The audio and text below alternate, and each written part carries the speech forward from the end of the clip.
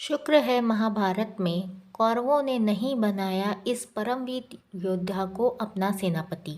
शुक्र है पांडवों ने नहीं बनाया इस योद्धा को अपना निशाना। और शुक्र है इस कौरव योद्धा ने नहीं किया अपनी पूरी शक्ति का इस्तेमाल। स्वयं भगवान श्री कृष्ण भी इस कौरव योद्धा की शक्ति से भली भांति परिचित थे, इसलिए उन्होंने हमेशा पांडवों को इस योद्धा से दूर रहने को कहा था। भीम और अर्जुन भी महाभारत के इस परमवीर योद्धा से भय खाते थे तथा उन्होंने कभी भी इस कौरव योद्धा से युद्ध नहीं किया। यह कौरव योद्धा वह हैं जिन्हें महाभारत का सोता हुआ शेर कहा जाता था, जिसे जगाने की हिम्मत न तो कौरवों में थी और न ही पांडवों में। पितामह भीष्म, गुरु द्रोण और श्री कृष्ण भी इनकी शक्तियों के कायल थे। अनेकों भयानक दिव्यास्त्रों का ज्ञान होने के बावजूद इस योद्धा ने कभी भी उनका प्रयोग नहीं किया। महाभारत में दुर्योधन को ऐसा लगता है कि कृपाचार्य युद्ध में क्या करेंगे, वे तो एक साधारण ब्राह्मण हैं, उनका युद्ध से क्या संबंध। दुर्योधन अपने मन में आए इस विचार को पितामह भीष्म से साझा करते हैं। तब पितामह भीष्म दुर्योधन को कृपाचार्य की वास्तविक सच्चाई बताते हैं, जिसे सुनने के बाद दुर्योधन का कृपाचार्य के प्रति विचार बदल जाता है। भीष्म ने बताया कि सप्तऋषि गौतम के पोते और ऋषि शरदवान के पुत्र कृपाचार्य एक या दो नहीं बल्कि पूरे के पूरे 60,000 महारथियों को अकेले हराने की क्षमता रखते हैं। शरदवान की तपस्या भंग करने के लिए इंद्र ने जानपदी नामक एक देव कन्या भेजी थी, जिसके गर्भ से 2 यमज भाई बहन हुए। पिता माता दोनों ने इन्हें जंगल में छोड़ दिया, जहां महाराज शांतनु ने इनको देखा।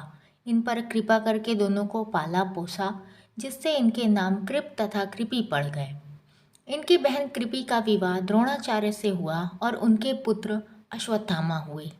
अपने पिता के ही सदृश कृपाचार्य भी परम धनुर्धर हुए। वृद्धावस्था में भी कृपाचार्य महारथियों के भी महारथी हैं तथा अपने पिता शरदवान के समान ही अनेकों युद्ध विद्याओं में माहिर हैं। कृपाचार्य का जन्म भगवान शिव के पुत्र कार्तिकेय की तरह ही सरकंडों से हुआ है। वे चाहें तो पांडव सेना में हाहाकार मचा सकते हैं, परंतु वे इस बात को भी जानते हैं कि धर्म पांडवों के साथ है, इसलिए वे अपनी पूरी शक्ति का प्रयोग नहीं कर रहे।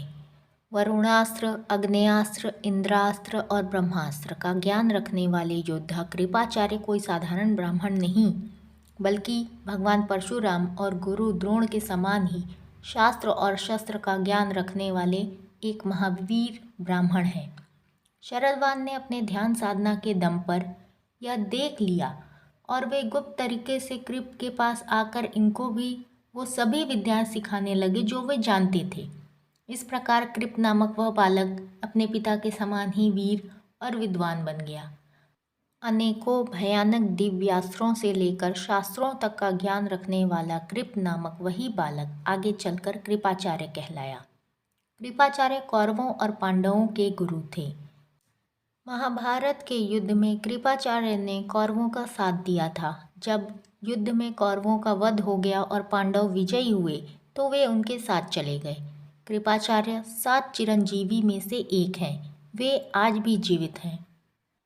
कृपाचार्य महाभारत के युद्ध में कौरवों की तरफ से लड़ रहे थे। महाभारत युद्ध के कृपाचार्य गुरु द्रोणाचार्य और भीष्म पितामह की जोड़ी थी। युद्ध में द्रोणाचार्य, कृपाचार्य और अश्वत्थामा तीनों ही भयंकर योद्धा थे। कृपाचार्य उन 3 तपस्वियों में से एक थे जिन्हें भगवान श्री कृष्ण के विराट स्वरूप के दर्शन हुए थे। उन्हें सप्तऋषियों में से एक माना जाता है। कृपाचार्य ने दुर्योधन को पांडवों से संधि करने के लिए बहुत समझाया था, लेकिन दुर्योधन ने उनकी एक न सुनी। कृपाचार्य को ऐसे ही सुकर्मों की वजह से अमरत्व का वरदान प्राप्त था। कृपाचार्य ने निष्पक्षता के साथ महाभारत का युद्ध लड़ा था। राधे राधे। चैनल को लाइक एंड सब्सक्राइब करें।